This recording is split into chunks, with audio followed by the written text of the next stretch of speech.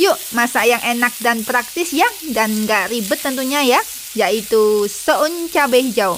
Masaknya praktis, nggak ribet, dan rasanya enak.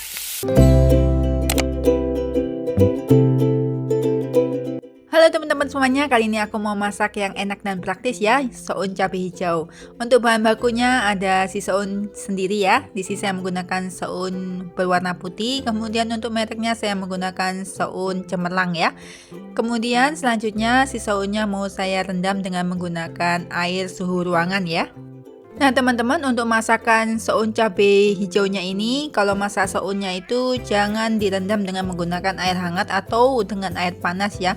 Cukup dengan air suhu ruang aja ya, biar teksturnya ntar kalau udah matang masih tetap kenyal-kenyal ya. Selanjutnya teman-teman, di sini saya ada 5 siung bawang putih ya. Untuk bawang putihnya ini mau saya iris tipis-tipis, kemudian saya potong-potong, saya cincang-cincang kasar ya teman-teman. Kemudian selanjutnya saya sisihkan, saya tepikan terlebih dahulu. Kemudian saya mengambil satu cabai merah besar ya. Ini ukurannya cabai merah besarnya nggak besar ya teman-teman, kecil seperti ini. Kemudian saya potong serong-serong. Kalau sudah, kita sisihkan terlebih dahulu ya si cabai merah besarnya. Kemudian saya mengambil cabai hijau besar ya teman-teman. Karena nama masakan kali ini adalah soun cabai hijau, maka bahan lainnya yang lebih dominan adalah cabai hijaunya sendiri ya teman-teman. Jadi saya memakai cabai hijaunya ini cukup lumayan banyak daripada cabai merahnya ya. Kemudian cabai hijaunya ini saya buang pangkalnya dan ujungnya, baru saya potong serong-serong ya. Untuk potongan serongnya ini bisa disesuaikan dengan kemauan kalian ya. Jika kalian nggak mau potong serong-serong, mau potong bulat-bulat boleh. Dan untuk tingkat ketebalannya bisa disesuaikan juga ya, mau tebal tipisnya ya teman-teman.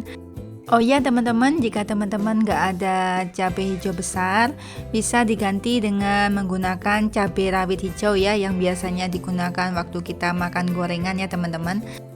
Oke teman-teman, kalau sudah diiris ya cabai hijau besarnya, baru saya mengambil 7 cabai rawit merah. Nah untuk cabai rawit merahnya ini sendiri teman-teman bisa disesuaikan dengan keseleranya teman-teman. Jika teman-teman nggak suka pedas, bisa di skip atau bisa dikurangi. Kalau teman-teman ingin lebih pedas, bisa ditambahkan ya.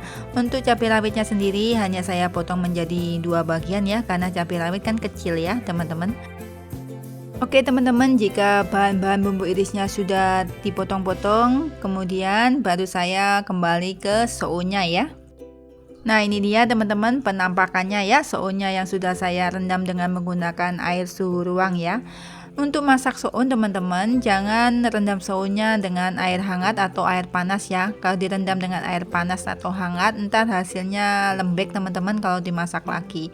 Ini tips dan cara masak saya yang saya bagikan untuk teman-teman agar masakan sounnya tidak lembek, tidak blenyek, dan tetap kenyal-kenyal.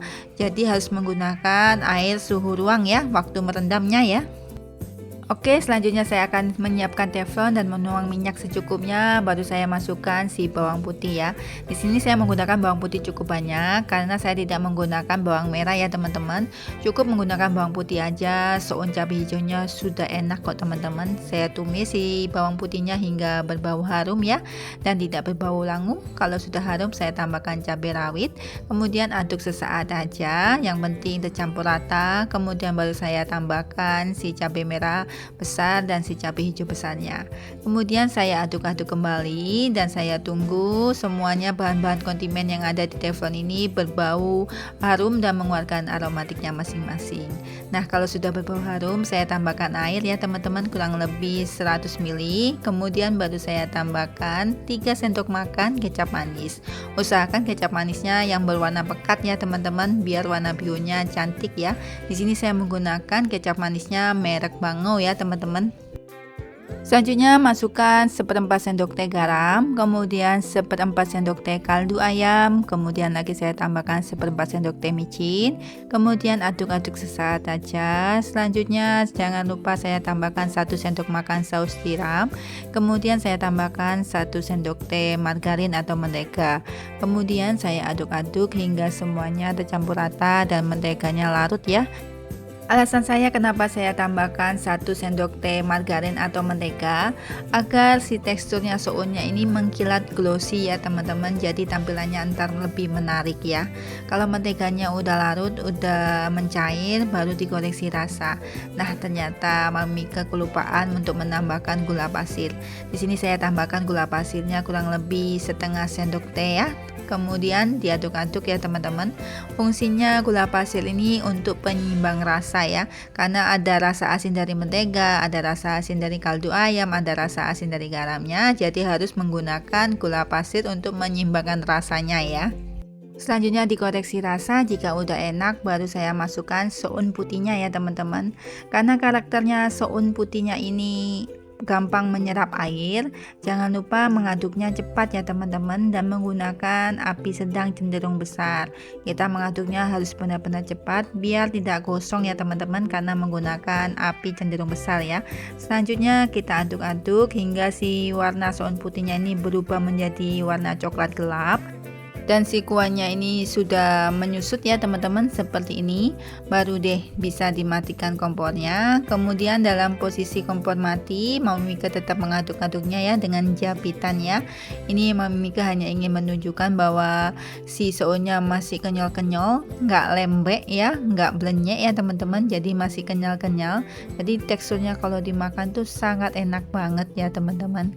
Nah kalau sudah seperti ini baru saya angkat, dan tentunya saya pindahkan ke piring saji. Selanjutnya saya plating yang cantik biar tambah menggugah selera ya. Dan wow, ini dia teman-teman hasilnya. Soun cabai hijau sudah siap disajikan dan dihidangkan, bahkan disantap bersama dengan orang yang tersayang ya. Nah untuk masakan soun cabai hijau ini cita rasanya ada pedasnya, manisnya, dan ada gurihnya dari margarin. Kemudian untuk tekstur sounnya sendiri dia masih kenyal-kenyal dan nggak lembek ya, jadi tingkat kematangannya baik ya. Warnanya juga cantik, glossy, karena tadi ada margarinnya yang membuat warna makanannya glossy atau mengkilap seperti ini. Kemudian teman-teman, masaknya mudah sekali, satset ya, hanya 10 menit udah matang untuk masakan kali ini. Kemudian cita rasanya juga enak banget. Jadi kalian wajib mencobanya ya di rumah ya, karena masakan kali ini enak dan praktis. Sangat cocok sekali untuk menjadikan daftar list menu harian kalian. Bahkan untuk menu berbuka puasa maupun untuk menu sahur puasa juga enak banget ya. Nah teman-teman, gak terasa ya sudah ada di ujung video untuk video masakan soun cabai hijaunya. Sekian resep kali ini ya, semoga bisa bermanfaat, menginspirasi, dan menambah daftar menu harian kalian. Sampai berjumpa kembali di resep berikutnya ya, dan tentunya pastinya dengan resep yang berbeda. Selalu bersama di setiap rasa masakan Mami Mika.